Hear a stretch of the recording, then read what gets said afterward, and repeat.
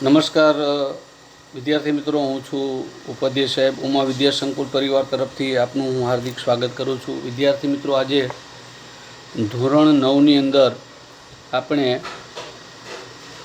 પાઠ 8 સામાજિક વિજ્ઞાન અને નાગરિક શાસ્ત્ર વિભાગની અંદર પાઠ 8 ભારતના રાજ્ય બંધારણનું ઘડતર અને લક્ષણો જે છે તેના વિશે આપણે અભ્યાસ કરવાનો છે.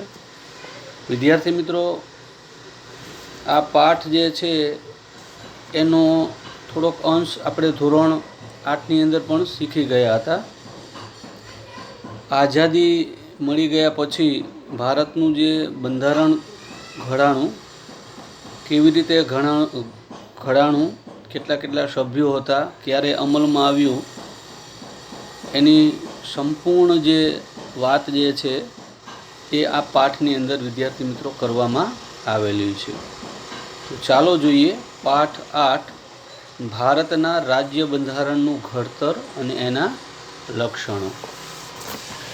વિદ્યાર્થી મિત્રો, પહેલું છે કે બંધારણ એને બીજું સંવિધાન પણ કહેવામાં આવે છે. એનો અર્થ શું થાય? કારણ કે કોઈ પણ દેશને વિદ્યાર્થી મિત્રો સુચારું વ્યવસ્થિત ચલાવવા માટે બંધારણ એ ખૂબ જ જરૂરી છે. મેં ધોરણ 8ની અંદર પણ એક વાર્તા કહેલી હતી તમને કે જે તે વખતે સતયુગની અંદર મનુષ્યને કઈ રીતે જીવન જીવવું એના માટે થઈ અને મનુષ્યનું જે ટોળું જે છે શંકર ભગવાન પાસે જાય છે. બહાર નંદી એમને રોકે છે. આવેલું ટોળું નંદીને કહે છે કે પ્રભુને તમે કહો, શિવને, કે અમારે કઈ રીતે ખાવું, કઈ રીતે નાહવું એનું બંધારણ ઘડી દે. તો વિદ્યાર્થી મિત્રો, એ જે નંદી જે છે શંકર ભગવાન પાસે જાય છે. શંકર ભગવાન પૂછે છે નંદીને કે શું છે? ત્યારે કહે છે કે બહાર મનુષ્યનું ટોળું આવેલું છે અને એ પૂછે છે કે અમારું બંધારણ ઘડી દો, અમારે કઈ રીતે નાહવું, કઈ રીતે ખાવું. શંકર ભગવાન કહે છે નંદીને કે જા એમને કહી દેજે કે 3 વખત નાહવું અને 1 વખત ખાવું એ એમનું બંધારણ છે. નંદી આવતા ભૂલી જાય છે અને મનુષ્યને કહે છે કે 3 વખત નાહવું એની જગ્યાએ 3 વખત ખાવું અને 1 વખત નાહવું. તો મનુષ્ય ભગવાનના આશીર્વાદ સમજી અને પાછા વળી જાય છે. નંદી શંકર ભગવાન પાસે જઈ અને વાત કરે છે કે કહી દીધું પ્રભુ. શિવજી નંદીને કહે છે, હે નંદેશ્વર, શું કહ્યું તમે? તો કે પ્રભુ, મેં કહી દીધું કે 3 વખત ખાવું અને 1 વખત નાહવું. ભગવાન શિવ કહે છે, અરે ગાંડા, મેં તને શું કહેલું કે 3 વખત સ્નાન કરવાનું અને 1 વખત ખાવાનું. તે આ ઊંધું કરી નાખ્યું. હવે શું પ્રભુ? તો તું જા, બળદ સ્વરૂપે પૃથ્વીલોકમાં જા, એમની ખેતીમાં તું મદદ કર અને એમનું ભરણ પોષણ તું કર. તો આ એક લોકવાર્તા છે. તો વિદ્યાર્થી મિત્રો, કોઈ પણ દેશને ચલાવવા માટે થઈ અને બંધારણ જે છે એ ખૂબ જ જરૂરી છે. બરાબર?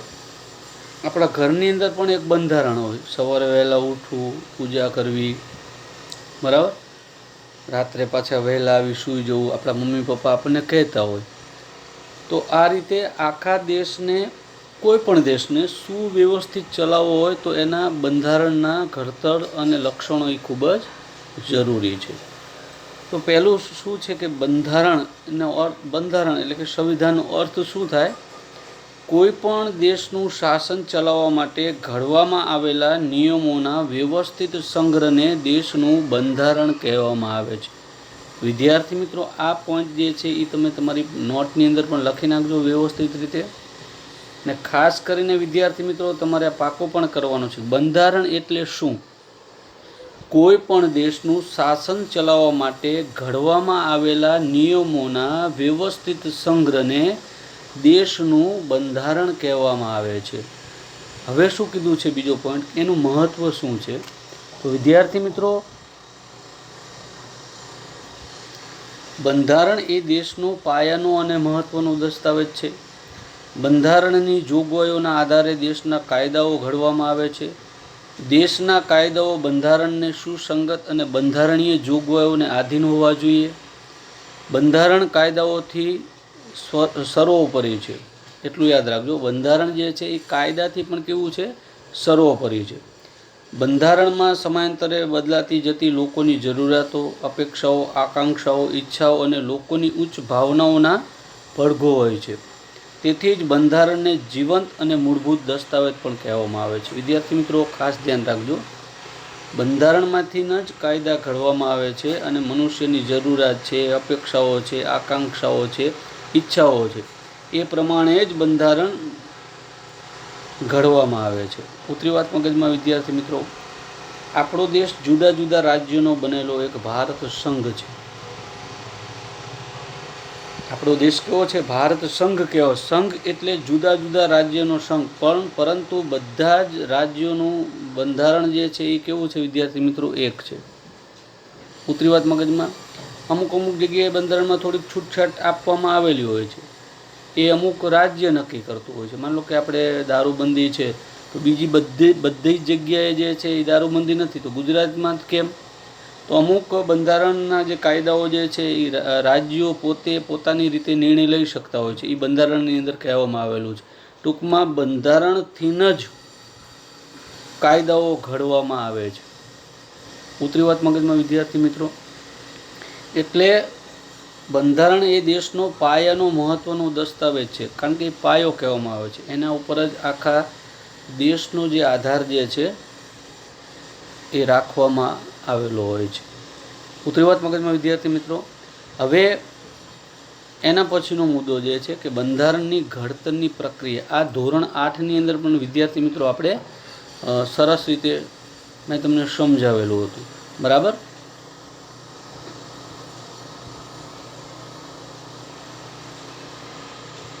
આઝાદી પહેલાં બ્રિટિશ સરકાર દ્વારા 25મી માર્ચ 1946ના રોજ 3 સભ્યોના કેબિનેટ મિશનને ભારતની આઝાદીનો ઉકેલ શોધવાનું કાર્ય સોંપવામાં આવ્યું હતું. તેમણે બંધારણના ઘડતર અંગેનું માળખું ઘડવા માટે બંધારણ સભાની રચના કરી હતી. યાદ રાખજો વિદ્યાર્થી મિત્રો, આપણે ધીમે ધીમે અંગ્રેજોને ખબર પડી ગઈ હતી કે હવે આપણે અહીં જાજો સમય સુધી રહી શકશું નહીં. એટલે અંગ્રેજોની જે એક પેનલ હતી, 25 માર્ચ 1946ના રોજ 3 સભ્યો હતા. એમને ભારતના જે એ વખતના જે ટોપ લીડરો હતા એને કહી દીધું હતું કે હવે ધીમે ધીમે તમારું જે બંધારણ જે છે એ ઘડવાની તમે શરૂઆત કરી દેજો. અને બંધારણ સભાની રચના પણ એમને કરી નાખી હતી. બંધારણ સભામાં કુલ 389 સભ્યો હતા. યાદ રાખજો વિદ્યાર્થી મિત્રો, આપણે શીખી ગયા હતા. 389 સભ્યો હતા, જેમાં જુદી જુદી કોમ, ધર્મ, જાતિ, લિંગ અને ભૌગોલિક પ્રદેશોની વ્યક્તિઓમાં રાજકીય પક્ષોના પ્રતિનિધિઓ તેમજ વિવિધ ક્ષેત્રોની તજજ્ઞ વ્યક્તિઓનો સમાવેશ કરવામાં આવ્યો હતો. કોઈ એક જ્ઞાતિના નહોતા, નહીંતર શું થાય, થોડુંક તકલીફ પડે. માનો કે એક જ્ઞાતિનું હોય તો બીજી જ્ઞાતિને એમ થાય કે આ બંધારણમાં પોતાની જ વાત રાખશે, પણ એવું નહોતું.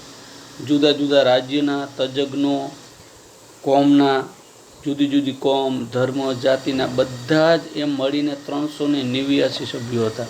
યાદ રાખજો વિદ્યાર્થી મિત્રો. આની શરૂઆત ક્યારે કરવામાં આવી? તો 25 માર્ચ 1946થી કામ આપી જ દીધું હતું. સભાની શરૂઆત થઈ ગઈ કે હવે તમે તમારી રીતે ચાલુ કરી દેજો. બરાબર? હવે તદનુસાર મહત્ત્વનો સભ્યોમાં જવાહરલાલ નહેરુ, સરદાર વલ્લભભાઈ પટેલ, મૌલાના અબ્દુલ કલામ આઝાદ, શ્યામ પ્રસાદ Mukherjee, HP Modi, HV Kamat, Frank Anthony, Kanaiyalal Munshi, Krishnaswami Iyengar, Baldev Singh તથા મહિલા પ્રતિનિધિઓમાં સરોજિની નાયડુ, વિજયાલક્ષ્મી પંડિત વગેરે વ્યક્તિઓનો સમાવેશ થયો હતો. બંધારણ સભાના અધ્યક્ષ તરીકે ડૉક્ટર રાજેન્દ્ર પ્રસાદ હતા. યાદ રાખજો, એ વખતે બંધારણ સભા યાદ રાખજો, એના અધ્યક્ષ કોણ હતા? ડૉક્ટર રાજેન્દ્ર પ્રસાદ. આ પણ તમારે ખાસ ધ્યાન રાખવાના છે. આમાં કયા કયા વ્યક્તિઓના નામ આપેલા છે એ પણ વિદ્યાર્થી મિત્રો તમારે ખાસ યાદ રાખવાના છે. બરાબર? જ્યારે બંધારણની મુસદ્દા એટલે ખરડા સમિતિના અધ્યક્ષ ડૉક્ટર ભીમરાવ આંબેડકર હતા.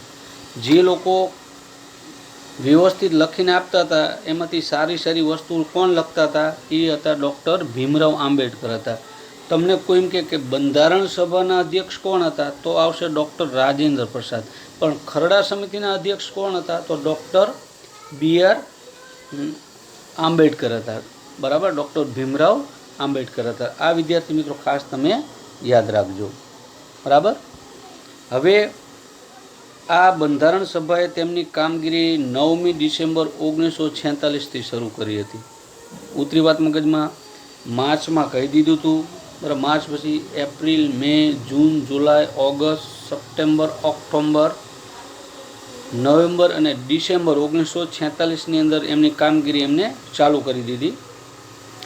બંધારણ સભાએ 2 વર્ષ, 11 માસ અને 18 દિવસોમાં મળી કુલ 166 બેઠકોમાં કામગીરી પૂર્ણ કરી. આ પ્રક્રિયામાં તેઓએ દુનિયાના જુદા જુદા દેશોના બંધારણના મહત્ત્વના લક્ષણો અભ્યાસ કરી વિગતપૂર્ણ ચર્ચા વિચારણા કરી બંધારણને આખરી સ્વરૂપ આપવામાં આવેલું. યાદ રાખજો વિદ્યાર્થી મિત્રો. બરાબર, કામગીરી એમને ચાલુ કરી દીધી હતી. જુદા જુદા દેશના જે બંધારણ જે છે એમાંથી પણ આપણું બંધારણ જે છે એ લેવામાં આવેલું છે. એની સારી સારી બાબતો જે છે એ પણ લેવામાં આવેલી છે. એટલે આપણા બંધારણ ખાસ ધ્યાન રાખજો. કેટલો સમય લાગ્યો તો 2 વર્ષ, 11 માસ અને 18 દિવસોમાં મળેલી કુલ 166 બેઠકોની અંદરથી આ બંધારણને આખરી સ્વરૂપ જે છે એ નક્કી કરવામાં આવેલું હતું. બંધારણમાં પ્રથમ 295 અનુચ્છેદ એટલે કે આર્ટિકલ્સ અને 8 પરિશિષ્ટ હતા વિદ્યાર્થી મિત્રો. ત્યારબાદ સુધારા સાથે 395 અનુચ્છેદો, આર્ટિકલ્સ અને 9 પરિશિષ્ટ થયા અને બંધારણનું સ્વરૂપ નિશ્ચિત થયું. અત્યારે વિદ્યાર્થી મિત્રો લગભગ 461 અનુચ્છેદ છે અને 12 જે છે એ પરિશિષ્ટ હાલના ઓલાની અંદર. બરાબર, જે તે વખતે પછી સુધારા વધારા થયા હતા. પણ વર્તમાનની અંદર આ બધી વાતચીત જે છે કરવામાં આવેલી છે. હવે 295 એટલે એ કાયદાઓ છે, આપણે કહે ને કલમો, અને ભાગ કેટલા છે 8. પછી ધીમે ધીમે એમાં વધીને 395 આર્ટિકલ્સ એટલે કલમો છે અને એના ભાગ કેટલા છે વિદ્યાર્થી મિત્રો 9. પણ અત્યારે લગભગ 461 કલમો છે, અનુચ્છેદ, આર્ટિકલ્સ અને 12 પરિશિષ્ટ એટલે એના ભાગ પાડવામાં આવેલા. પછી અલગ અલગ 12 ભાગની અંદર જુદી જુદી કલમો અંદર હોય છે. એટલે કુલ 461 જે મેઇન જે આપણું કલમો જે છે એ બંધારણની અંદર આવેલી છે. બરાબર.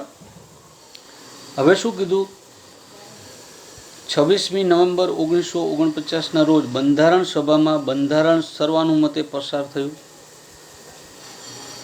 આ કાયદાનું સ્વરૂપ અપાયું. 26 જાન્યુઆરી 1950થી ભારતમાં બંધારણ અમલમાં આવ્યું અને ભારત પ્રજાસત્તાક રાષ્ટ્ર ઘોષિત થયું. બરાબર. શરૂઆત, આ બધી પોઈન્ટ યાદ રાખજો. શરૂઆત ક્યારે થઈ? કેબિનેટ મિશન તો કે છે 25મી માર્ચ 1946ના રોજ 3 સભ્યોની કેબિનેટ કામ સોંપી દીધું હતું. કામની શરૂઆત ક્યારે થઈ? તો 9મી ડિસેમ્બર 1946. બધું કમ્પ્લીટ થઈ એટલે સભાની અંદર સિગ્નેચર કરી કે હવે આમાં કોઈ ફેરફાર કરવાનો થતો નથી કે ના. તો એ ક્યારે પૂરું કર્યું અમલમાં? તો 26 નવેમ્બર 1949. બરાબર. સર્વાનુમતે પસાર થઈ ગયું. જે સભ્યો હતા બધા સિગ્નેચર કરી કે ના હવે આ બરાબર છે, આમાં કોઈ પણ જાતના સુધારા વધારા કરવાનું જરૂર લાગતી નથી. અને 26મી જાન્યુઆરી 1950થી ભારતમાં બંધારણ અમલમાં આવ્યું. આ 26મી જાન્યુઆરીનો દિવસ એટલા માટે વિદ્યાર્થી મિત્રો કે જે તે વખતે આપણે રાવી નદીના કિનારે કોંગ્રેસના આગેવાનોએ જાહેરાત કરી હતી કે આજથી અમે અમારો ઝંડો રાવી નદીના તટ ઉપર લાહોરમાં અમે આઝાદ થઈ ગયા છીએ. એટલા માટે 26મી જાન્યુઆરી 1950નો દિવસ એમને રાખેલો હતો. બરાબર, યાદગીરી માટે. કારણ કે અંગ્રેજો હતા ત્યારે જ આપણે આઝાદી લઈ લીધી હતી અને આપણો ધ્વજ ફરકાવી દીધો હતો. આ કોંગ્રેસના આગેવાનો બધા ભેગા થઈને ઉતર્યો જે તે વખતે જે મેન આગેવાનો હતા. એટલા માટે 26મી જાન્યુઆરી 1950થી ભારતમાં બંધારણ અમલમાં આવ્યું અને ભારત પ્રજાસત્તાક રાષ્ટ્ર ઘોષિત થયું. તેથી આપણે 26 જાન્યુઆરીના પ્રજાસત્તાક દિન તરીકે શાનદાર રીતે ઉજવણી કરીએ છીએ. ભારતના બંધારણમાં રાષ્ટ્ર ચિહ્ન તરીકે 4 સિંહોની મુખાકૃતિ, અને રાષ્ટ્ર સૂત્ર તરીકે સત્યમેવ જયતે ઘોષિત કરવામાં આવ્યા છે. આપણા બંધારણમાં લોકોના મૂળભૂત હકો, ફરજો, રાજનીતિના માર્ગદર્શક સિદ્ધાંતો છે, સરકારના અંગો, કાર્યો તથા વહીવટની કેટલીક સૂચનાઓ, ન્યાયતંત્રની વ્યવસ્થા જેવી અનેક મહત્ત્વની બાબતોનો સમાવેશ થાય છે. જો ટૂંકમાં વાત કરી આપણા બંધારણમાં શું છે, તો વિદ્યાર્થી મિત્રો આપણા બંધારણની અંદર મૂળભૂત હકોની વાત કરી છે, ફરજો એ પણ આપણે આગળ ભણવાનું છે. રાજ્ય નીતિના માર્ગદર્શક સિદ્ધાંતો, બરાબર, કઈ રીતે તમારે રાજ્ય જે છે બંધારણની અંદર રહીને જ કાયદાઓ ઘડવાના છે એની વાતચીત, માર્ગદર્શક સિદ્ધાંતો છે, સરકારના અંગો, ન્યાયતંત્રની વાતો જે છે એ આપણા બંધારણની અંદર કરવામાં આવેલી છે. આથી ભારતનું બંધારણ વિશ્વમાં સૌથી મોટું, વિસ્તૃત અને વિશદ લેખિત દસ્તાવેજ છે. બરાબર, કહેવાનો મતલબ એવું સરસ મજાનું બંધારણ ઘડવામાં આવેલું છે કે આપણું બંધારણ કોઈ પણ જાતિ, જ્ઞાતિ, ધર્મની વાતચીત કરવામાં બધાને સુખાકારી, સરસ રીતે ન્યાય, પોતાની દરેક સ્વતંત્રતા મળે એની જ વાતચીત જે છે એ કરવામાં આવેલી છે. બરાબર વિદ્યાર્થી મિત્રો, કહેવાનો મતલબ. હવે પછીનો જે મુદ્દો છે વિદ્યાર્થી મિત્રો, આમુખ. તો એના વિશે પણ આપણે ધોરણ 8ની અંદર સરસ મજાનું આપણે વાતચીત કરી હતી. ફરીથી આપણે એને જોશું. આમુખ શું છે? આમુખ બંધારણનું પ્રારંભિક હાદરૂપ અને વિશિષ્ટ સ્થાન ધરાવતું તત્વ છે. બંધારણની શરૂઆત આમુખથી થાય છે. આમુખમાં દર્શાવેલા શબ્દો પરથી આમુખ બંધારણનો આત્મા હોવાની પ્રતીતિ થાય છે વિદ્યાર્થી મિત્રો. બરાબર. હવે વિદ્યાર્થી મિત્રો, મેં તમને ધોરણ 8ની અંદર પણ સમજાવ્યું, આમુખ એટલે કે બંધારણનો આત્મા. બરાબર. હવે એને આમુખને બીજું સમાનાર્થી શબ્દ જોઈએ તો શું કહેવામાં આવે છે, તો ખાસ કરીને પ્રસ્તાવના કહેવાય. હિન્દીની અંદર એને ઉદ્દેશિકા કહેવામાં આવે છે. સાર, પહેલું પૃષ્ઠ, ઉદ્દેશ્ય, પ્રસ્તાવ, આ આમુખને કહેવામાં આવે છે. કોઈ પણ વસ્તુ તમે જો, માનો કે આપણે સામાજિક વિજ્ઞાનનું પાઠ્યપુસ્તક છે તો એનું પહેલું પેજ ઉપર કઈ રીતનું આપેલું છે કે ભાઈ ઇતિહાસના આટલા પાઠ હશે, નાગરિક શાસ્ત્રના આટલા પાઠ હશે, ભૂગોળના આટલા પાઠ હશે, ઇતિહાસમાં કયા કયા પાઠ છે, ભૂગોળમાં કયા કયા પાઠ છે, નાગરિક શાસ્ત્રની અંદર કયા કયા પાઠ છે, દરેક પાઠની અંદરથી વિદ્યાર્થી શું શીખશે એ બધી વસ્તુ. એટલે પહેલું પેજ તમે જ્યારે બંધારણ ખોલો એટલે પહેલું જે પેજ આવે એને આમુખ કહેવામાં આવે છે. આટલી વસ્તુ તમારે શીખવાની છે આની અંદરથી. પુત્રી વાત મગજમાં કહેવાનો મતલબ એટલે કે બંધારણનો આત્મા કહેવામાં આવે છે. અનુક્રમણિકા, આમુખ એટલે શું થાય? અનુક્રમણિકા. બરાબર વિદ્યાર્થી મિત્રો. હવે તમે જુઓ વિદ્યાર્થી મિત્રો, આમુખોમાં દર્શાવેલ શબ્દો નીચે પ્રમાણે છે. ભારતનું જે સંવિધાન છે, બરાબર વિદ્યાર્થી મિત્રો, આ રીતનું આખું જ્યારે પેજ ખોલો એટલે આની અંદર બધી જ વસ્તુ બંધારણની આવી જાય. ભારતનું સંવિધાન, સંવિધાન એટલે વિદ્યાર્થી મિત્રો બંધારણ. બરાબર. હવે શું કીધું છે? આમુખ, આમુખ એટલે બંધારણનો આત્મા, પ્રસ્તાવના, અનુક્રમણિકા, પહેલું પૃષ્ઠ એટલે પહેલું પાનું કે ભાઈ આ બંધારણમાં શું છે એની વાતચીત. આમુખ શું કીધું છે? તો જો આ પણ મેં તમને ધોરણ 8ની અંદર બધી જ વસ્તુ એક એક શબ્દ સમજાવેલો હતો. આ શબ્દમાં કેટલી બધી તાકાત રહેલી છે.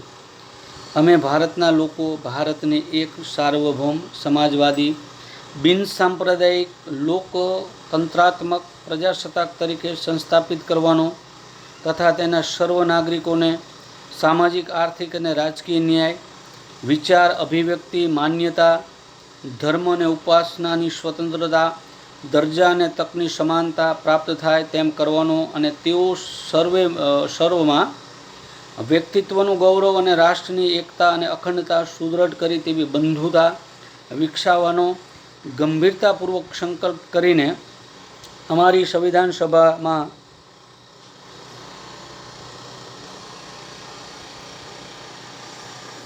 26 નવેમ્બર 1949 માગશર સુદ 7 વિક્રમ સંવત 2006ના રોજ આથી આ સંવિધાન અપનાવી તેને અધિનિયમિત કરી અમે પોતાની જાતને અર્પિત કરીએ છીએ. બરાબર. તો આ આમુખ છે, આની અંદર આખી બંધારણની જે વાતચીત જે છે એ કરવામાં આવેલી છે. વિદ્યાર્થી મિત્રો, હવે જો શબ્દો જે છે એમાં પહેલું છે સાર્વભૌમ.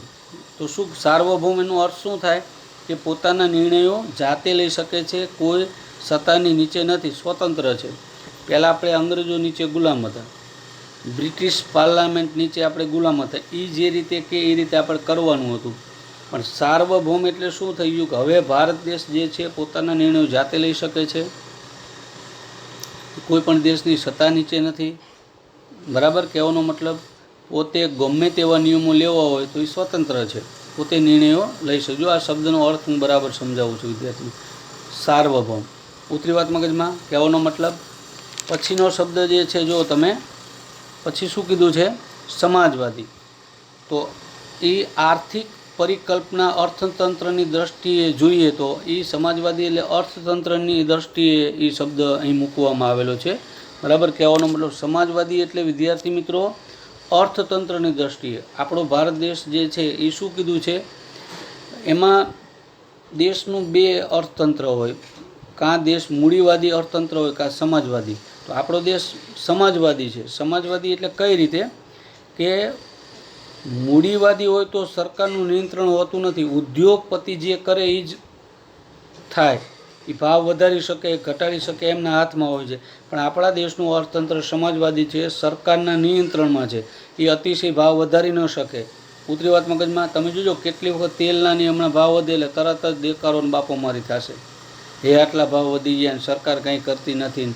તો સરકાર તરત જ નિયંત્રણ લાવવા કાયદા ઘડતા હોય અથવા સંગ્રહખોરી કરી હોય તો એના ઉપર છાપા મારતા હોય છે. મૂડીવાદી હોય તો શું થાય, પોતે માલિક છે, ગમે તે વધારી શકે ઘટાડી શકે, નોય આપે તમને, એના નિયમો છે. કોઈ પણ જગ્યાએ તમે અનાજ કરીને મોટી દુકાને જાઓ એટલે બહાર બ્લેક કલરનું બોર્ડ મારેલું છે કે આટલી વસ્તુ આની અંદર છે, આના આ જ ભાવ. સરકાર ભાવ બાંધણું કરે. ઉતરી વાત મગજમાં. કહેવાનો મતલબ હવે શું કીધું છે, હવે જો મૂડીવાદી હોય તો શું થાય, સરકારનું નિયંત્રણ હોતું નથી, માલિક ધારે તે કિંમત આંકી શકે. પરંતુ સમાજવાદી હોય તો સરકાર નક્કી કરે, ઉદ્યોગો સરકાર પાસે રહે, કિંમતો સરકાર નક્કી કરે. એટલું યાદ રાખજો. એટલે આપણું સમાજવાદી શબ્દ એટલે શું છે, અર્થતંત્રની દ્રષ્ટિએ શબ્દ મૂકવામાં આવેલો છે. મૂડીવાદી હોય તો ઉદ્યોગો જેને મજા આવે એવા ભાવ નક્કી કરે, તમને વસ્તુ ન આપે. પણ આ સરકાર નક્કી કરે છે. આપણે કોઈ પણ ઉદ્યોગોની સ્થાપના કરવાની હોય તો સરકારની પરમિશન લેવી પડે છે ભારત દેશની અંદર, અને જે નક્કી કરે એટલા જ ભાવ તમારે લેવા પડે છે, વધારે કોઈ ન લઈ શકે.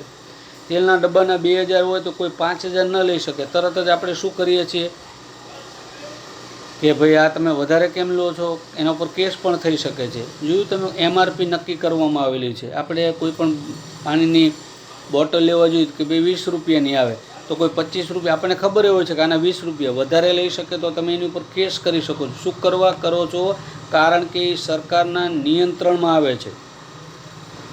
બરાબર, તમે જોજો આપણે ગ્રાહક સુરક્ષા કાયદો બંધારણમાં છે, તરત જ તમે ગ્રાહક સુરક્ષાની અંદર એના ઉપર અરજી કરો છો, ભાઈ MRP ઉપર અપ તમે કેમ લો, આમાં 200 રૂપિયા છે તમે કેમ 300 લો છો, 100 રૂપિયા કેમ વધારે.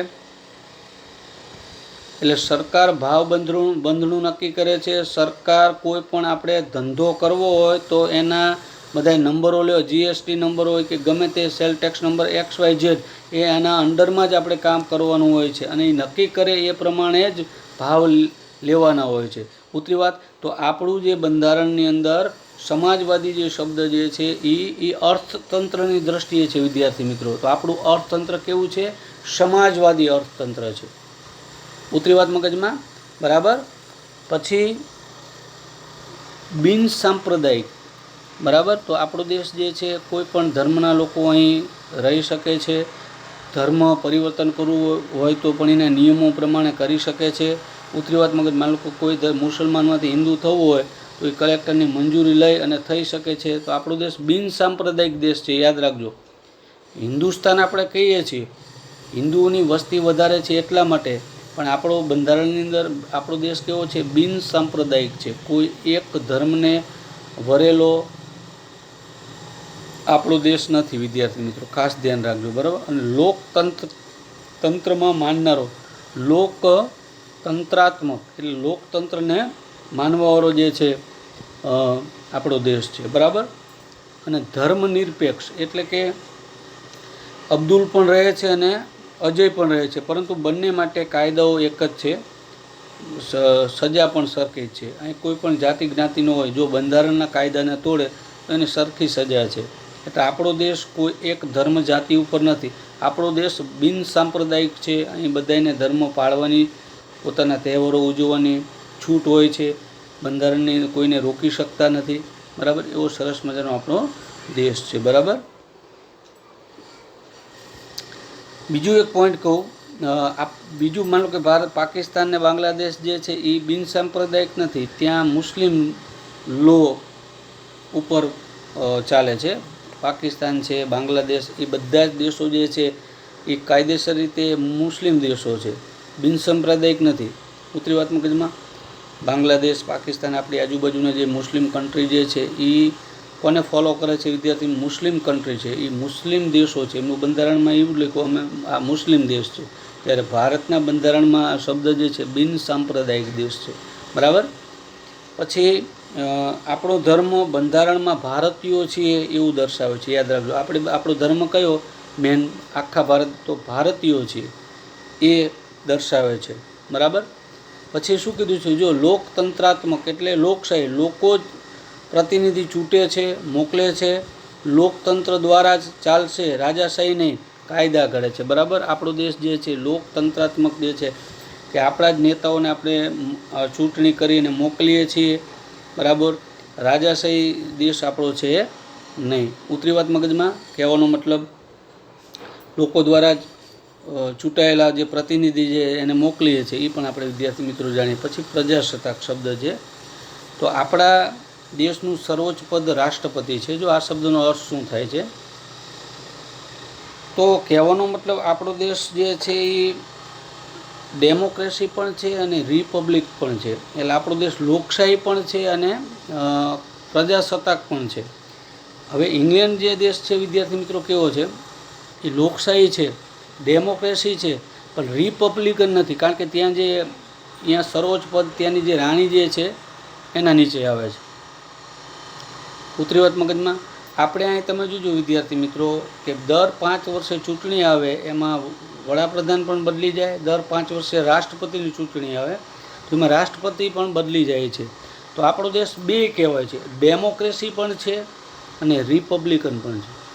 ઉત્તરી વાત મગજમાં, કહેવાનો મતલબ એટલે ટૂંકમાં આપણા દેશમાં સર્વોચ્ચ પદ રાષ્ટ્રપતિનું છે, પણ એ 5 વર્ષ માટે, એ 5 વર્ષ પછી એ પણ બદલી જાય છે. ઇંગ્લેન્ડમાં એવું નથી. ઇંગ્લેન્ડમાં લોકશાહી છે, પ્રજાસત્તાક નથી. આપણે લોકશાહી પણ છીએ અને પ્રજાસત્તાક પણ છીએ. અહીં આ બંને જોવા મળે છે. ઉત્તરી વાત મગજમાં, ઇંગ્લેન્ડમાં લોકશાહી છે, પણ લોકશાહી છે પરંતુ પ્રજાસત્તાક નથી. ત્યાં રાણી વંશાનુગત છે. રાણીના જે વારસદાર જે છે એ જ ત્યાંના હેડ કહેવાય. એના નીચે જ વડાપ્રધાનને કામ, વડાપ્રધાન બદલી જશે ત્યાં, પણ તે ઉપરનું જે મેન પદ જે ઇંગ્લેન્ડમાં બદલાતું નથી. અહીં તો બે આપણે બદલી જાય છે. બરાબર. તો પ્રજાસત્તાક તરીકે સંસ્થાપિત કરવાનો તેમજ સર્વ નાગરિકોને સામાજિક, આર્થિક અને રાજકીય વિચાર. હવે વિદ્યાર્થી મિત્રો ખાસ કરી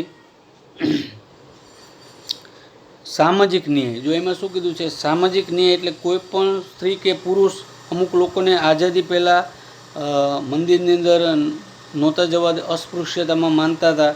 બરાબર. તો સામાજિક ન્યાય એટલે બંધારણમાં સ્પષ્ટ લખવામાં આવેલું છે. હવે તમે કોઈ જગ્યાએ કોઈને રોકી શકો નહીં. પહેલાં આ દુઃખદ બાબત હતી. આપણાની અંદર એક અસ્પૃશ્યતાનું જે ઝેર જે છે એ આઝાદી પહેલાં આપણા બધાના હૃદયની અંદર હતું. આ બરાબર. અમુક જ્ઞાતિઓને મંદિરની અંદર જવા નહોતો દેવામાં આવતા, કૂવામાંથી પાણી પણ ભરી શકતા નહીં. એટલે આ બહુ તકલીફ પડતી હતી. એટલે આઝાદી પહેલાં. પણ આઝાદી મળી જાય, આપણું બંધારણની સ્થાપના થઈ ગઈ, પણ એમાં સ્પષ્ટ લખવામાં આવેલું હતું, કલમ નંબર 15, ધર્મ, જાતિ, લિંગના આધારે ભેદભાવ નિષેધ. કોઈ પણ વ્યક્તિને ગમે ત્યાં પાણી ભરી શકે, ગમે તે મંદિરની અંદર દર્શન કરી શકે. એ કોઈ પણ જાતિનો હોય, કોઈ પણ લિંગ એટલે સ્ત્રી પુરુષ હોય, બાળક હોય. બરાબર. ભેદભાવનો નિષેધ કરો કલમ 15 અનુસાર. એ કોઈ પણ જગ્યાએ પાણી પણ ભરી શકે, મંદિરમાં પણ જઈ શકે. આને સામાજિક ન્યાય કહેવામાં આવે છે. બરાબર. મંદિરમાં જઈ શકે, પાસે બેસી શકે, ભણી શકે એવા વર્ગને આરક્ષણ પણ આપી શકે છે. બરાબર. સમજણ પડી કહેવાનો મતલબ. પછી શું કીધું છે? ઉદાહરણ તરીકે એક અપંગ છે, બીજો વ્યવસ્થિત, તો પિતા બંનેને સરખો પ્રેમ કરશે. ઉદાહરણ અહીં આપવામાં આવ્યું છે, હું આની વાત કરું છું. આ સામાજિક ન્યાયની અંદર એક ઘરની અંદર એક પિતાને 2 દીકરાઓ હોય છે, એક અપંગ છે અને એક વ્યવસ્થિત છે. તો એક અપંગ છે ને બીજો વ્યવસ્થિત, તો પિતા બંનેને સરખો પ્રેમ કરશે. મોટા ભાઈ પણ એને વધુ આપશે કે કાંઈ વાંધો નહીં, હું તો વ્યવસ્થિત છું જ, પણ એના પિતાને કહે છે કે મારામાંથી તમે બંનેને સરખા ભાગ પાડી દીધા, પરંતુ મારામાંથી પણ થોડો ભાગ ભાઈને તમે વધારે આપજો, કારણ કે એ બિચારો અપંગ છે, બરાબર, અને વધુ આપશે. તેને સામાજિક ન્યાય કહેવાય. તો આપણામાં પણ એવી જે અમુક જ્ઞાતિઓ જે છે, બરાબર, કે જે સામાજિક અને આર્થિક રીતે પછાત છે, તો જે આપણે સવર્ણ કાસ્ટ હોય કે જે પૈસાદાર વ્યક્તિઓ હોય, એ શું કરે છે, આરક્ષણ આપે છે, એને શિષ્યવૃત્તિ આપે છે. તો એનો કોઈ વિરોધ કરતા નથી કે કાંઈ વાંધો, કે મારો જે ભાઈ નાનો છે, બરાબર, એ પણ મારી સમકક્ષ બને, એમાં મને કાંઈ વાંધો નહીં. આને સામાજિક ન્યાય કહેવામાં આવે છે, બરાબર. પછી આવશે આર્થિક ન્યાય. આર્થિક સમાનતા ન આવી જાય એટલે સરકાર સ્કીમો ચલાવતી હોય છે. મનરેગા, કૌશલ્ય યોજના, સરકાર બંને ઉપર ધ્યાન પણ હોય છે. એટલે આર્થિક રીતે કોઈ એક જ વ્યક્તિ કે એક જ સમૂહ પૈસાદાર ન થઈ જાય, એટલા માટે થઈ અને સરકાર જે સ્કીમો ચલાવે છે, મનરેગા, એમાં બધાને કામ મળી આર્થિક રીતે સદ્ધર થાય, બરાબર. આની અંદર સરકારનું દેખરેખ હોય, કોર્ટની પણ દેખરેખ હોય.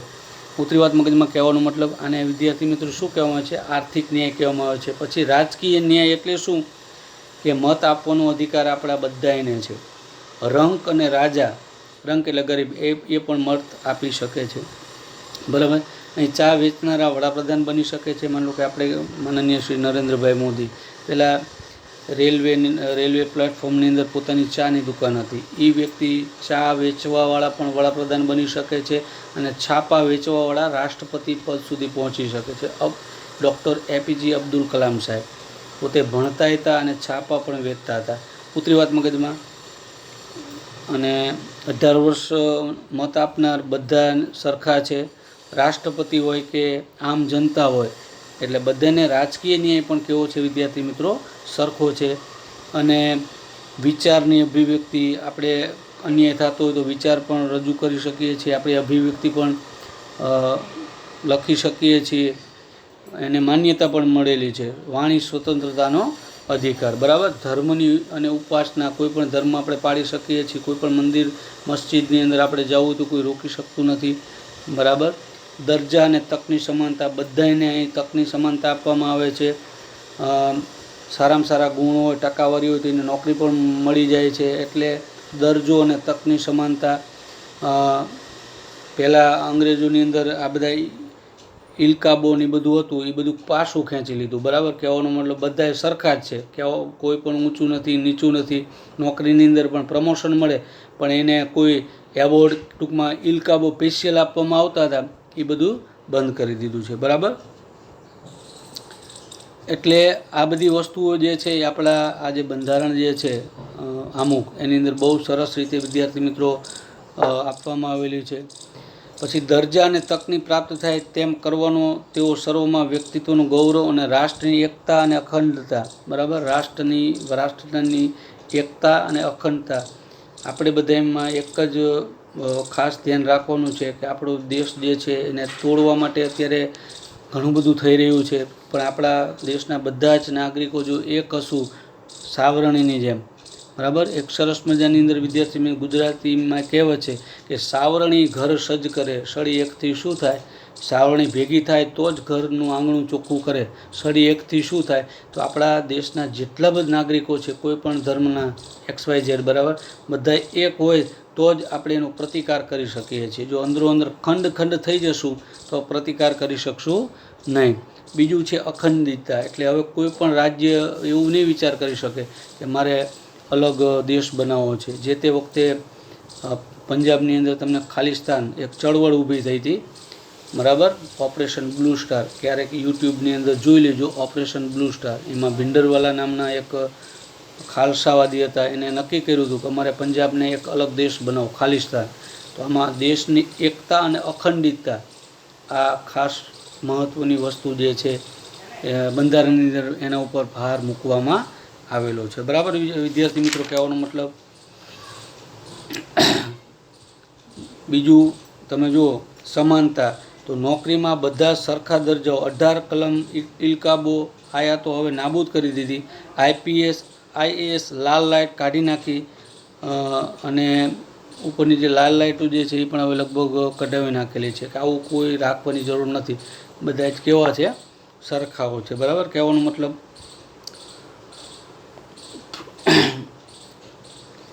એટલે ખાસ કરીને એકતાની વાત કરીએ, અખંડિતતા, સમાનતા, તકની તક એટલે બધાને કોઈ પણ જ્ઞાતિનું હોય એને જો નોકરીને બધાને સમાન તક જો એને એ પણ એપ્લાય કરી શકે છે. એવું નથી કે આ જ્ઞાતિ નોકરીમાં આવી શકે. જો તમારે ટકાવારી અને એ રીત તમે જેટલું ભણતર માગેલું એ પ્રમાણે જો તમે આવતા હોય તો વિદ્યાર્થી મિત્રો બધાને એ છૂટ છે.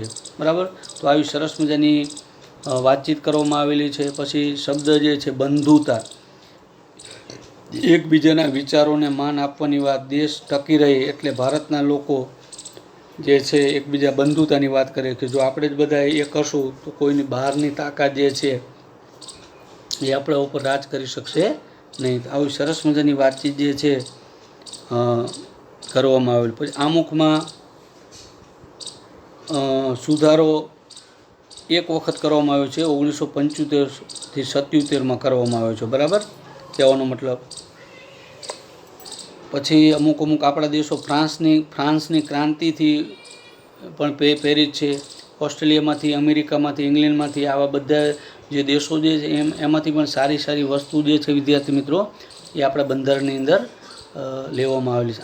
આગળ આપણે જોયેલું હતું. બરાબર કહેવાનો મતલબ. તો આ વિદ્યાર્થી મિત્રો આખું આપણું જે આમુખ હતું અને આ બધું જ સરસ રીતે કમ્પ્લીટ કરી અને 26 નવેમ્બર 1949ના દિવસે જે આપણા સભ્યો હતા એ બધાએ સિગ્નેચર કરી કે આમાં હવે અમને કોઈને એકબીજાને વાંધો નથી, અને આથી આ સંવિધાન અપનાવી તેને અધિનિયમિત કરી અમે પોતાની જાતને અર્પિત કરીએ છીએ. અને પછી 26મી જાન્યુઆરી 1950ના દિવસે આ બંધારણને ખુલ્લું મૂકવામાં આવેલું હતું. બરાબર વિદ્યાર્થી મિત્રો, પાછળ જોઈએ.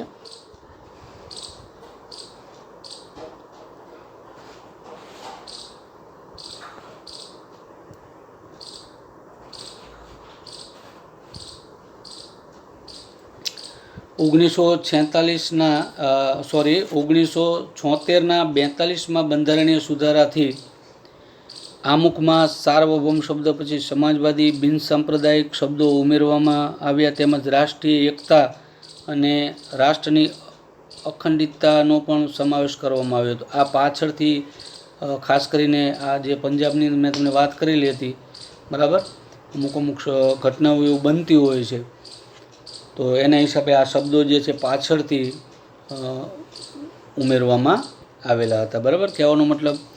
તો 42માં બંધારણીય સુધારાથી આમુખમાં સાર્વભૌમ શબ્દ પછી સમાજવાદી બિનસાંપ્રદાયિક શબ્દો ઉમેરવામાં આવ્યા, તેમજ રાષ્ટ્રીય એકતા અને રાષ્ટ્રની અખંડિતતાનો સમાવેશ કરવામાં આવ્યો હતો. આ પણ ધ્યાન રાખજો.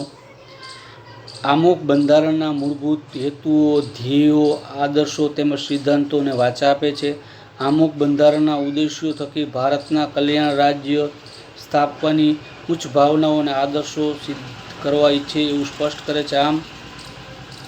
આમુખ દ્વારા બંધારણ ઘડવૈયાઓમાં માણસનો પરિચય થાય છે. એટલે આમુખમાં એટલી વિદ્યાર્થી મિત્રો તાકાત રહેલી છે કે આમુખ વાંચો એટલે ખબર પડી જાય કે આની અંદર શું કહેવામાં આવેલું છે.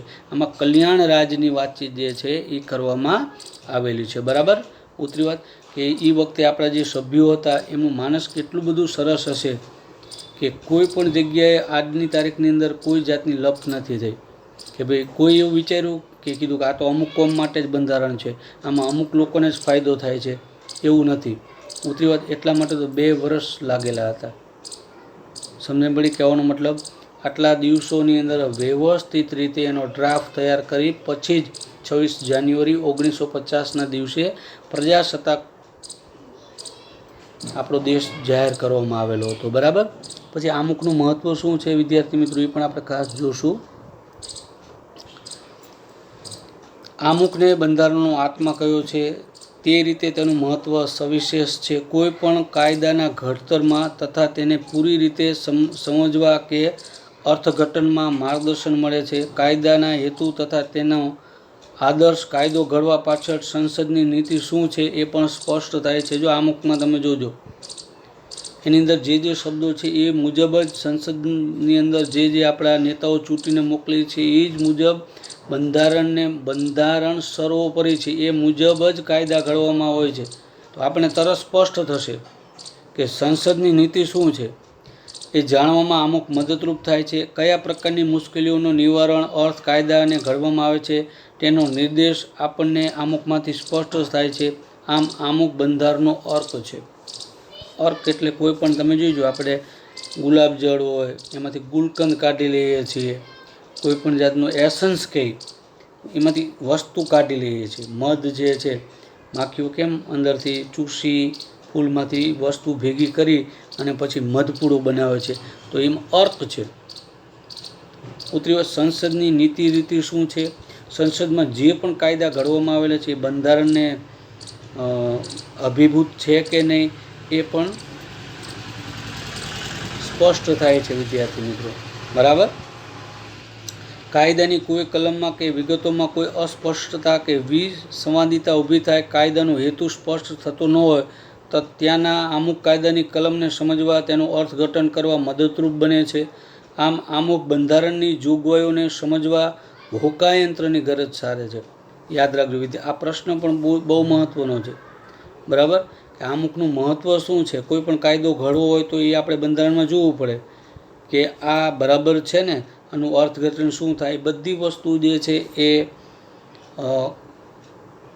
આમુખની અંદર જોવા મળે છે. એટલે શું કીધું છે, જો આગળ જોયું તો આમુખ બંધારણનો અર્ક છે, હોકાયંત્રની ગરજ સારે છે. આમુખની અંદર રાષ્ટ્રની એકતા, અખંડિતતા, નાગરિકો વચ્ચેની બંધુત્વની ઉમદા ભાવનાનો અને આદર્શોનો પડઘો છે. આમુખને ઉચ્ચ આદર્શો તથા ધ્યેયનું પીઠબળ છે. બરાબર, કયા કયા દેશ માટેના જે ધ્યેયો છે, રાષ્ટ્રની એકતાની વાત કરી, બંધુતાની વાત કરવામાં આવેલી, અખંડિતતાની વાત કરવામાં આવેલી છે. આટલું બધું મહત્ત્વ જે છે વિદ્યાર્થી મિત્રો આમુખની અંદર રહેલું હોય છે. સમજણ પડી કહેવાનો મતલબ. એટલે ખાસ આપણે આ વિચાર કરવાનો છે. પછી આમુખના આધાર સ્તંભો. બરાબર, અમુક જે છે આધાર સ્તંભો એટલે આગળની મેં તમને વાત કરી, કોઈ પણ વસ્તુ હોય તો એના આધાર સ્તંભો હોય છે. આપણે મકાન બનાવવું હોય તો આપણે પાયો કરીએ છીએ, એ જો મજબૂત હોય તો મકાન જે છે કોઈ પણ ભૂકંપના આંચકા આવે કે કુદરતી આપત્તિઓ આવે તો ટકી જાય, નહીંતર પડી જાય. તો આધાર સ્તંભો કહેવાય. શું કહેવાય? આધાર સ્તંભો કહેવાય. માનો કે તમે વિદ્યાર્થી છો તો તમારે આગળ વધવું હોય તો તમારા પણ એક આધાર સ્તંભ હોય કે હું વહેલા ઉઠી વાંચન કરીશ, લેસન બરાબર કરીશ. બરાબર, તો જ શક્યતા બને. એ તમારા આધાર સ્તંભો. તો આ અમુકના પાયાઓ કયા કયા છે.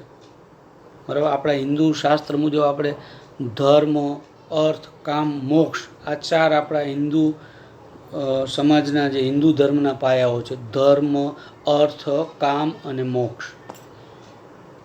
તો આ અમુકના જે પાયાઓ કયા કયા છે, તો વિદ્યાર્થી મિત્રો ભારતીય બંધારણના આમુખમાં વ્યક્ત થયેલા આધારરૂપ શબ્દો જેવા કે મેં તમને આગળ સમજાય એ જ, અમે ભારતના લોકો, સાર્વભૌમ, સમાજવાદી, બિનસાંપ્રદાયિક, લોકશાહી, પ્રજાસત્તાક, બંધુતા, ન્યાય, સમાનતા, સ્વાતંત્ર્ય, રાષ્ટ્રીય એકતા અને અખંડિતતા વગેરે છે. જે પૈકી મુખ્યત્વે નીચે દર્શાવેલ 3 આધાર સ્તંભો વિશે આપણે વિગતવાર અભ્યાસ કરીશું. મેં જે તમને શબ્દો કીધા કે આ શબ્દોનો અર્થ શું છે, બરાબર, એમાંથી 3 જે શબ્દ છે એની અહીંયા વાતચીત કરવામાં, બાકી મેં તમને કહી દીધું. એમાં પહેલું છે વિદ્યાર્થી મિત્રો લોકશાહી. યાદ રાખજો. તો ભારતના બંધારણમાં ભારતના લોકોને આખરી સાર્વભૌમ સત્તા આપવામાં આવી છે. કોઈ એક વ્યક્તિ કે વર્ગનું શાસન અહીં નથી, પરંતુ સત્તાની અંતિમ બાગડોર લોકો હસ્તક છે. આપણે જ આપણા પ્રતિનિધિને ચૂંટીએ છીએ. વિદ્યાર્થી મિત્રો આપણે રાજા છીએ. આપણા બંધારણની અંદર આપણે રાજા છે અને આ નેતાઓ જે છે ને એ આપણા સેવક છે. ઊંધું આપણે થઈ ગયું છે. એ રાજા થઈ ગયા છે અને આપણે સેવક બની ગયા છે. ઉતરી વાત મગજમાં. નહીતર બંધારણની અંદર લોકશાહીની અંદર રાજા છે એ પ્રજા છે, સેવકો આ નેતાઓ છે, બરાબર. લોકશાહી એટલે શું છે? ડેમોક્રેસી શબ્દ મૂળ ગ્રીક શબ્દ ડેમોસ લોકો અને ક્રસ્ટોસ એટલે સત્તામાંથી ઉતરી આવ્યો છે. રાજ્ય સત્તા અમુક વ્યક્તિઓના હાથમાં નિરંકુશ રીતે સ્થાપિત થયેલી નથી, પરંતુ લોકોના હાથમાં છે. લોકો એવી રાજ્ય વ્યવસ્થા છે કે જેમાં દેશમાં લોકો સામાજિક, આર્થિક અને રાજકીય ન્યાય મેળવી શકતા હોય અને રાજ્ય વ્યવસ્થામાં ભાગ લેવાનો અધિકાર ધરાવતા હોય. આપણી વ્યવસ્થા આવી છે, એ પણ વિદ્યાર્થી મિત્રો આપણે જોયેલું હતું, બરાબર. એટલે ટૂંકમાં 5 વર્ષે આપણે નેતા બરાબર ન હોય તો આપણે બદલી પણ નાખીએ છીએ. એટલે આપણો દેશ લોકશાહી છે. વિશ્વમાં સૌથી મોટામાં મોટો લોકશાહી દેશ હોય તો આપણો છે, બરાબર. આપણું જે બંધારણ ડેમોક્રેસી એ ગ્રીક શબ્દ ઉપરથી ઉતરી આવ્યો છે. ભારતના બંધારણમાં સાર્વત્રિક પુખ્ત વય મતાધિકારનો ધોરણે મતદારોએ ચૂંટેલા પોતાના પ્રતિનિધિઓ દ્વારા રચાતી સંસદ, લોકસભા અને કારોબારી પ્રધાનમંડળ અને વહીવટતંત્રને જવાબદાર હોય છે. આપણે સંસદ, બરાબર, લોકસભાની અંદર એ મહત્ત્વની વસ્તુ છે. એ પણ આપણે આગળ શીખશું કે ખાસ કરી સંસદની અંદર 2 ગૃહો હોય છે, એક ઉપલું ગૃહ અને એક નીચલું ગૃહ. ઉપલું ગૃહ એટલે રાજ્યસભા અને નીચલું ગૃહ એટલે લોકસભા. લોકસભા એટલે સંસદ, એ કાયદા ઘડવાનું કામ કરે છે, બરાબર. કારોબારીને અબાધિત સત્તા નથી, તેને નિયત સમય મર્યાદા સુધી સત્તાનું સુકાન સોંપાય છે, એટલે 5 વર્ષ સુધી જ હોય છે. તે જ પ્રમાણે રાજ્ય અને સ્થાનિક કક્ષાએ મતદારો સરકારને ચૂંટણી કાઢે છે. એ જ રીતે આપણે રાજ્યોની અંદર પણ 5 વર્ષ માટે આપણે ઓલા ધારાસભ્યોને ચૂંટણી કરીએ છીએ, એ પણ 5 વર્ષ માટે જ હોય છે, કાયમ માટે નથી હોતા. આમ લોકશાહી રાજ્ય એટલે લોકોનું, લોકો વડે અને લોકો માટે ચાલતું રાજ્ય એટલે લોકશાહી. આ સૂત્ર યાદ રાખજો. લોકોનું, લોકો વડે અને લોકો માટે ચાલતું રાજ્ય. સાચી સત્તા લોકોના પ્રતિનિધિઓમાંથી જ બનેલા પ્રધાનમંડળમાં સ્થાપિત થયેલી હોય છે. પ્રધાનમંડળની રચના સંસદમાંથી જ કરવામાં આવે છે. પ્રધાનમંડળ સંસદને જવાબદાર હોય છે. ભારત પ્રજાસત્તાક રાજ્ય એટલા માટે છે કે ભારત કોઈ પણ નાગરિક બંધારણમાં નિર્ધારિત કરેલી લાયકાત ધરાવતો હોય અને તે વ્યક્તિ સાર્વત્રિક પુખ્ત વય મતાધિકાર થઈ ચૂંટાઈ આવે છે. ઉતરી વાત મગજમાં. એના નિયમો હોય છે 25 વર્ષ, 30 વર્ષ. એ પણ વિદ્યાર્થી મિત્રો આપણે આગળ જોશું કે સંસદ સભ્ય થવું હોય, ધારાસભ્ય થવું હોય, રાષ્ટ્રપતિ થવું હોય તો આની લાયકાતો છે, એ પણ આપણે આગળ શીખવાનું છે. આ લાયકાત મુજબ એ હોવો જોઈએ. અને મતદારો એટલે કે પુખ્ત વય 18 વર્ષની ઉંમરે આપણે મત આપવાનો અધિકાર છે. તો આપણે આપણા પ્રતિનિધિઓને ચૂંટીએ છીએ, બરાબર. અને એ જ પ્રતિનિધિ જે છે એ 5 વર્ષ સુધી શું કરીએ છીએ, એ આખું સરકાર જે છે એ સંભાળે છે અને બંધારણની મુજબ જ એમને કાર્ય કરવાનું હોય છે, બરાબર. હવે લોકશાહી એટલે ખાસ આધાર. લોકશાહી રાજ્ય એટલે લોકોનું, લોકો વડે અને લોકો માટે ચાલતું રાજ્ય. લોકોનું, લોકો વડે અને લોકો માટે ચાલતું રાજ્ય એને લોકશાહી કહેવામાં આવે છે, બરાબર. વ્યક્તિ સાર્વત્રિક પુખ્ત વય મતાધિકારથી ચૂંટાઈ આવે છે. તે કોઈ પણ વંશ પરંપરાગત વારસાને આધીન આ પદ નથી. 5 વર્ષ થાય એટલે મેં તમને વાત કરી એટલે બદલી જાય, બરાબર. ટેકાવારી સરકાર હોય તો અડધા જ 2-3 વર્ષમાં જ પડી ભાંગે, વળી ચૂંટણી આવે. આવું બધું થતું હોય છે. અને અત્યારે રાજકારણ કેટલું બધું ગંદુ થઈ ગયું હોય છે વિદ્યાર્થી મિત્રો, એ પણ તમે જોતા હોય છે. 5 વર્ષ સુધી તે સામાન્ય રીતે સત્તા ઉપર રહી શકે છે. સંસદીય સરકાર સંયુક્ત જવાબદારીના સિદ્ધાંતો ઉપર કામ કરે છે. તેને જવાબદાર સરકાર પણ કહેવાય છે. બધા ભેગા મળીને નિર્ણય લેવાનો હોય છે. એટલે જવાબદાર સરકાર, કોઈ એક વ્યક્તિ વડાપ્રધાન હોય તો એને બધાને માનીને કામ કરવાનું હોય છે. ઉતરી વાત મગજમાં. સંસદ, આપણા વડાપ્રધાન નરેન્દ્રભાઈજી સંસદ સભ્ય જ કહેવાય, પણ એ બધા ભેગા થઈ જે ચૂંટણી જે છે આપણે ભેગા થઈ નક્કી કરે કે અમારે આ વડાપ્રધાન આને બનાવવો છે, એમ કહેવાનો મતલબ, બરાબર. ઉતરી વાત મગજમાં, સમજણ પડી. એ રીતે ધારાસભ્યની અંદર મુખ્યમંત્રી નક્કી થાય. ધારાસભ્ય બધા ભેગા થઈ નક્કી કરે કે ભાઈ અમારે આને મુખ્યમંત્રી બનાવવો છે. મુખ્યમંત્રી પહેલાં ધારાસભ્ય જ હોય છે. આપણે કેમ ક્લાસમાં મોનિટર શબ્દ પછી આવે, પહેલાં એ વિદ્યાર્થી જ હોય. ચૂંટાઈ આવે ને એના જે ચૂંટણી જે કરેલા બધા નક્કી કરે કે ભાઈ અમારા આ ભાઈને હવે અમારે મોનિટર બનાવવો છે. પણ મોનિટર પહેલાં પાયામાં શું છે? વિદ્યાર્થી છે. એવી રીતે નરેન્દ્રભાઈ જે છે પાયાની અંદર સંસદ સભ્ય જ છે, બરાબર, MP જ છે, મેમ્બર ઓફ પાર્લામેન્ટ. અને બધા નક્કી કરે આ અમારા વડાપ્રધાન. યાદ રહ્યું? ભારતની લોકશાહી સરકાર સ્વતંત્રતા, સમાનતા અને બંધુતાની ભાવનાનો સ્વીકાર કરે છે. બધાને સરખા ગણે, એકબીજા ભાઈચારો દેશમાં રહે એવો પ્રયત્નો કરે અને એ હેતુઓને પૂર્ણ કરવા માટે પ્રયત્નશીલ રહેશે એવી સ્પષ્ટતા આમુખમાં કરવામાં આવેલી છે. જો આ બંધારણમાં ચોખ્ખું કીધું છે. નાત જાતના ભેદભાવ વગર એમને કામ કરવાનું છે. એમના માટે આખો દેશ જે છે સરખો છે. ભલે પછી વિરોધ પાર્ટી હોય, બરાબર, તો એને પણ એને સરખા ગણવાના હોય છે. ભારતના લોકોને સાર્વત્રિક પુખ્ત વયની મત અધિકારનો હક આપી હિંમતપૂર્વકની શ્રદ્ધા મૂકી છે.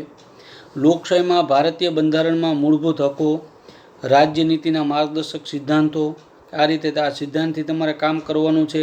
સંસદ, ધારાસભા, સ્વતંત્ર અને નિષ્પક્ષ ન્યાયતંત્ર, ચૂંટણી પંચની પણ રચના છે આપણા દેશમાં અલગથી, અને કાર્યો વગેરે જોગવાઈઓ ભારતને લોકશાહી રાજ્ય તરીકે ઘોષિત કરે છે. યાદ રાખજો, આ બધી જ વસ્તુ જે છે પાયામાં, બરાબર. આપણે સંસદ છે તો દિલ્હીની અંદર મેન કહેવાય. પછી ધારાસભા એટલે કે આપણે ખાસ કરીને જોઈએ તો રાજ્ય લેવલે સ્વતંત્ર અને નિષ્પક્ષ ન્યાયતંત્ર છે. આ બધાથી અલગ આવું સરસ મજાનું વિદ્યાર્થી મિત્રો આપણા જે દિગ્ગજ જે આપણા પૂર્વજો હતા, જેને બંધારણ જે ઘડેલું છે, એમને બહુ સરસ રીતે અન્યાય ન થાય કોઈને એવી રીતે આપણું બંધારણનું ઘડતર જે કરવામાં આવેલું છે. સાર્વત્રિક પુખ્ત વય મતાધિકાર એટલે કોઈ પણ જાતિ, જ્ઞાતિ, ધર્મ, ભાષા, લિંગ, શિક્ષણ, આવક કે જન્મસ્થાનના ભેદભાવ કર્યા વિના 18 વર્ષ કે તેથી વધારે ઉંમરના ભારતના કોઈ પણ નાગરિકને મત આપવાનો અધિકાર છે. જો મતદાર યાદીમાં નાગરિકના નામની નોંધણી આવશ્યક છે. એટલું યાદ રાખજો. કોઈ પણ વ્યક્તિ મત આપી શકે, પણ એ જે તે જગ્યાએ એનું નામ પાછું મતદાર યાદીમાં બોલતું હોવું જોઈએ. જો એમાં ન હોય તો તમે વાત કરો તો ન હાલે. એમ નથી.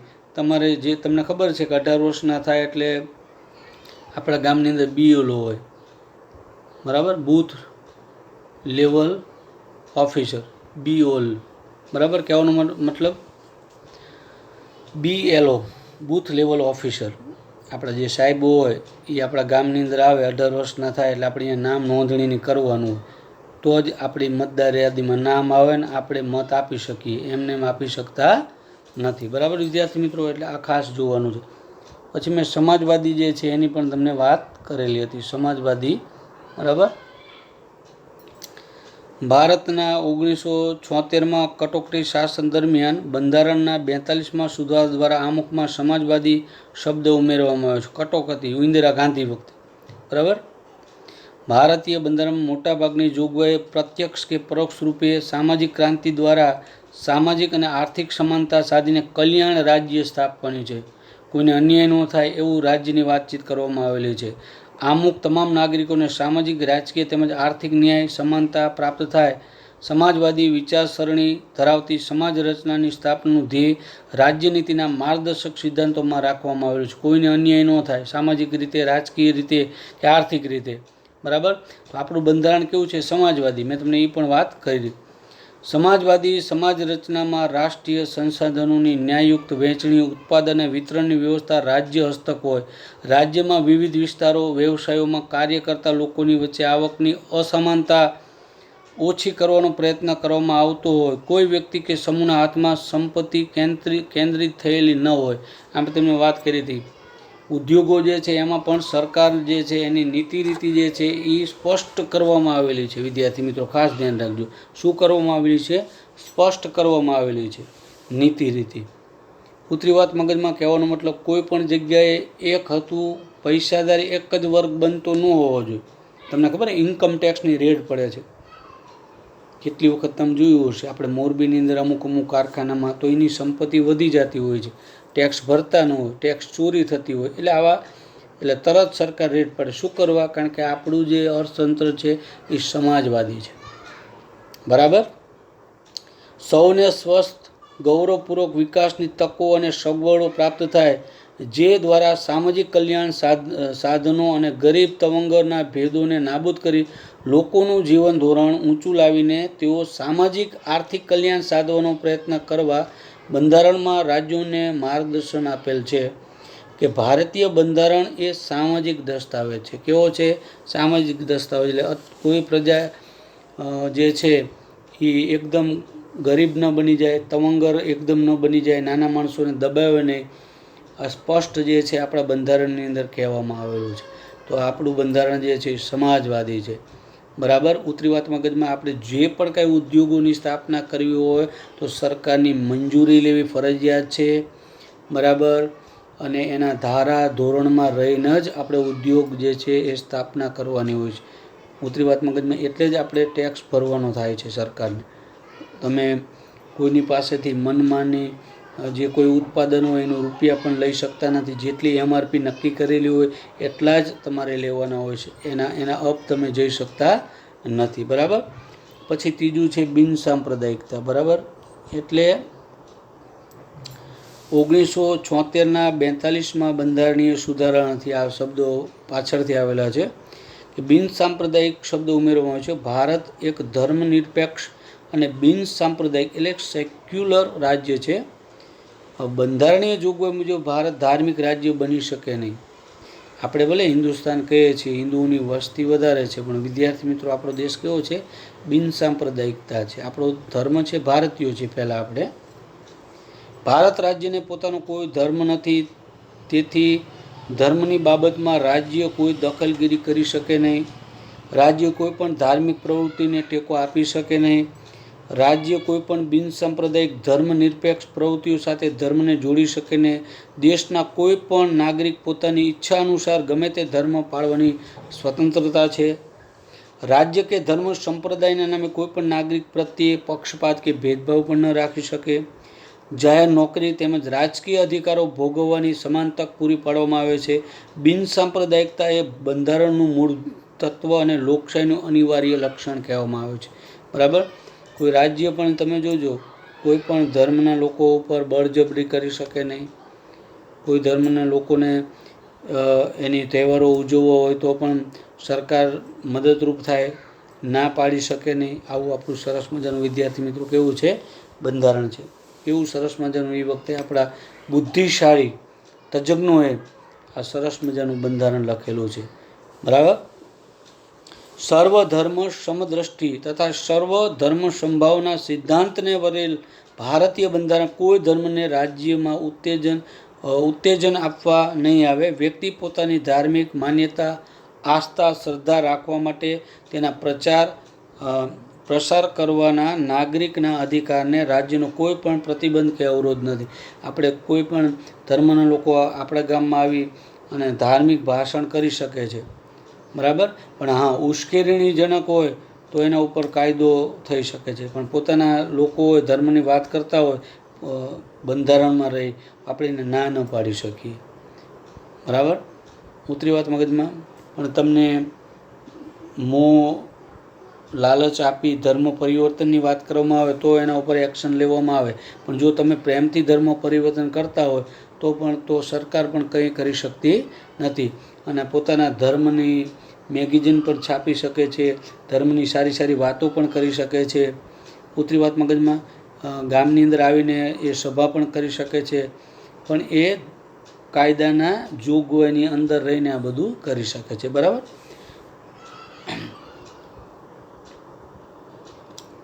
પછી શું કીધું? બંધારણના મૂળભૂત લક્ષણો. બરાબર. જે લક્ષણો જે છે તો એમાં બંધારણના મૂળભૂત લક્ષણો એ પોઈન્ટ છે. તો એમાં શું છે? 26 જાન્યુઆરી 1950થી અમલમાં આવેલ વિશ્વના સૌથી મોટા, વિસ્તૃત અને વિગતપૂર્ણ ભારતના લેખિત બંધારણના કેટલાક વિશિષ્ટ અને મૂળભૂત લક્ષણો જે છે એ વિદ્યાર્થી મિત્રો જે છે એ ખાસ કરી અને નીચે મુજબ છે. બરાબર. એ પછીના વિડીયોની અંદર આપણે જોશું, બરાબર. આ વિડીયોની અંદર વિદ્યાર્થી મિત્રો કોઈ પણ શબ્દ જે છે ન સમજાણું હોય તો બિલકુલ ચિંતા કરતા નહીં. લોકડાઉન પછી આપણી સ્કૂલ જે છે પાછી વ્યવસ્થિત રીતે ખુલશે તો આના વિશે આપણે પાછા વ્યવસ્થિત રીતે ચર્ચા કરીશું. પાછા નેક્સ્ટ વિડીયોની અંદર આપણે આગળ જે છે એ મુદ્દો આપણે આગળ ભણશું. અસ્તુ. જય હિન્દ, જય ભારત.